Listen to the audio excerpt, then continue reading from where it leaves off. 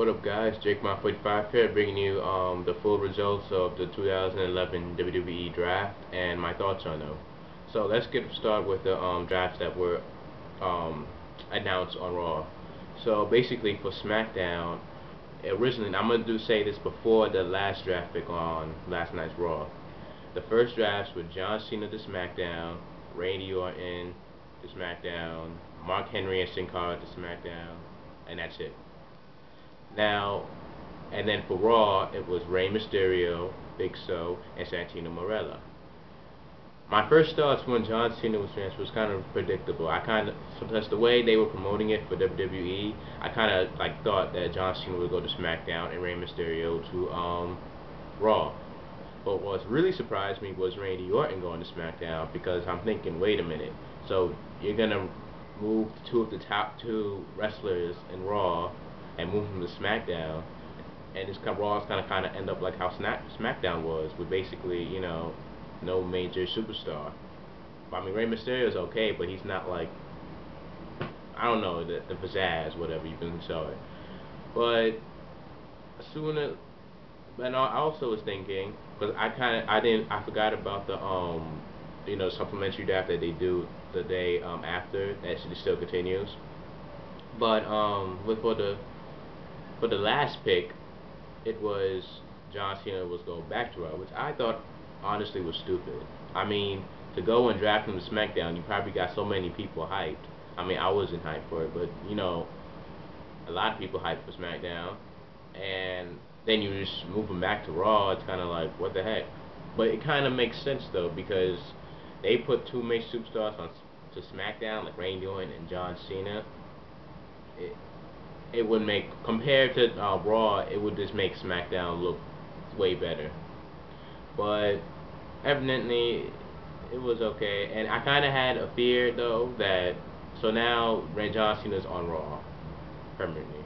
And then let's get on to this draft that had happened this afternoon, I believe, that was still continuing with the rest of Superstars. So let me just see here.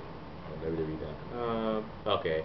So Daniel Bryan goes to SmackDown, Jack Swagger goes to Raw, the Great Khali to SmackDown, the Uso brothers and Tamina go to SmackDown, Kelly to Raw, JTG to Raw, Alicia Fox to SmackDown, William Regal and Yoshi Tatsu to SmackDown, Drew McIntyre to Raw, Natalya to SmackDown, Curt Hawkins and Chris Masters on Raw, and Kofi Kingston and Kofi Kingston's on Raw, Sheamus is on SmackDown, DiBiase is on SmackDown, so as well as Tyson Kidd is on SmackDown, Reks is on Raw, Alex Riley to SmackDown, and Beth Phoenix to Raw.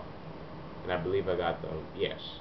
So those were the other drafts. Now, I didn't think they would move Sheamus to SmackDown since he was the United States Championship. So I don't know if SmackDown's going to develop some story with the Intercontinental title going to Raw, or maybe another match announced for Extreme Rules. Who knows? But yeah, it was a decent drafts. But oh, I want to know something with Mark Henry. Apparently, when the last match was a six-man tag match, Mark Henry had turned heel, which honestly, I don't think anybody cares, because this guy has been in WWE for like over 10 years and has barely done nothing, but just keep gloating that he's the world's strongest man. And you know, he only won like what, two titles, the European title and the ECW title, and two titles that nobody really cares about. And his his development in the storyline with WWE, it just, he's like a jobber, but like he's not, like one level above the jobber, I guess you can say that. And so I guess how they're gonna reflect his story now, SmackDown, is that he's gonna go for the World Heavyweight title. Maybe he'll win it some other time, who knows. But Alex Riley going to SmackDown, that's actually a good thing, because now we can see if the Miz can actually win a match. Because, you know, he's always with the Miz, helping him out and stuff. That's his story angle. But, yeah, we'll see how he develops. I hope he's not another Miz, because that'd just be annoying. Like, just for two Miz. Like, because he kind of looks like the Miz. Alex Riley, he looks like the Miz. But, you know, let's hope he's a different type of character. Kofi Kingston to Raw, okay, but like they kind of switching him a lot for the last few years. Like they've been switching him on and off, SmackDown to Raw to SmackDown. It's pretty weird, but whatever. That's really me thing. Oh yes. Now I've been noticing after the draft, I kind of looked at the SmackDown brand. They don't really have that many heels. They really don't. I mean, they have the core members. They have Cody Rhodes, Mark Henry, the new heel, and I don't know if William Regal the heel or not. I'm not even sure. And then you got who else is there? Not really. Yeah, that's really it. Yeah, that's really it. I mean, you don't really have that many like overpowering heels, but you know, because I know that Cody Rhodes is gonna get pushed. That's a fact. Because after he won the match at WrestleMania, we're gonna see him like headlining in SmackDown. The core, I don't really see as a dominant stable in WWE. I honestly don't. But we'll see what happens through their development. But really, Raw really has a lot of good heels. I mean, I kind of thought that Drew McIntyre was gonna stay, and then we're gonna see his story develop more. You know, because he's supposed to be the chosen one, handpicked by Mr. McMahon to be a future World Heavyweight Champion. I thought he was gonna stay, but Raw really got some good, like mostly heels, and I mean, they got a lot of big time superstars.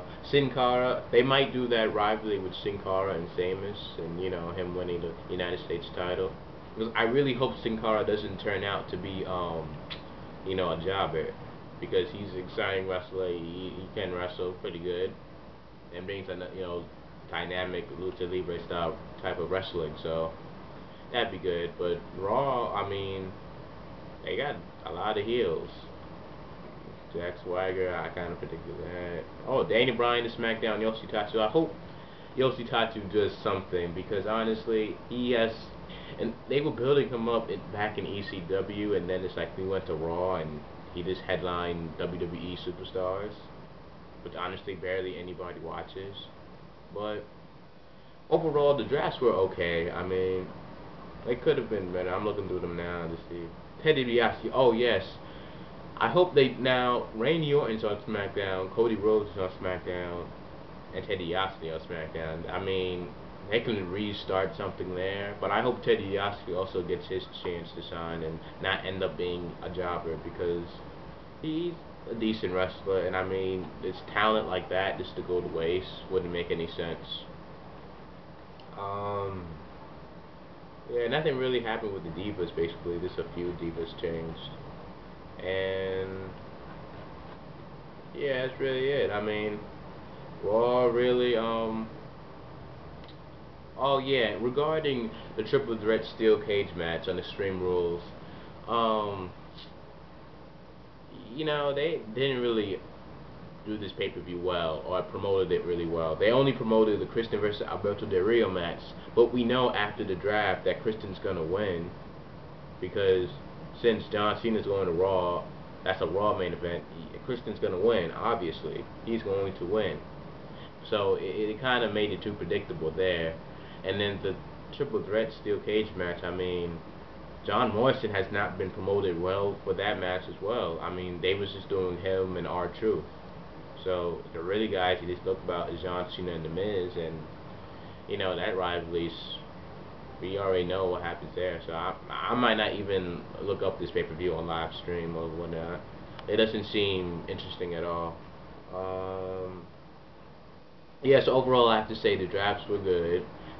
Interesting. I want to see what they're going to do with SmackDown storyline, and see who changes from face to heel to face. Who knows?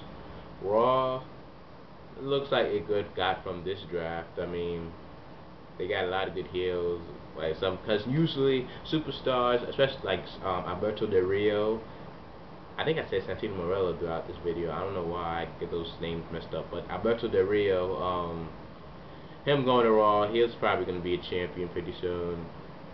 Drew McIntyre, the same thing with him being up for contendership for the title. You know, like, because when they move superstars to Raw, most likely you're going to end up being a champion. But yeah, overall, good, okay draft. I mean, it was pretty stupid on last night Monday Night Raw when they did that whole thing with John Cena switching back. That was just a waste of a draft. It was a waste of time. But what do you guys think of the draft? What do you guys think of certain, like, the heels and face characters, the SmackDown and Raw? What are you guys' opinions about this whole thing? Are you guys hyped for the Extreme Rules? I mean, not hyped, but like, are you looking forward to watching the Extreme Rules pay-per-view? Because honestly, I'm not. It just doesn't seem like it was hyped the right way, and some of these matches just look bad. What are you guys' thoughts on that? Subscribe if you want more. Like, that'd be great. And I'll catch you guys when I see ya. Peace.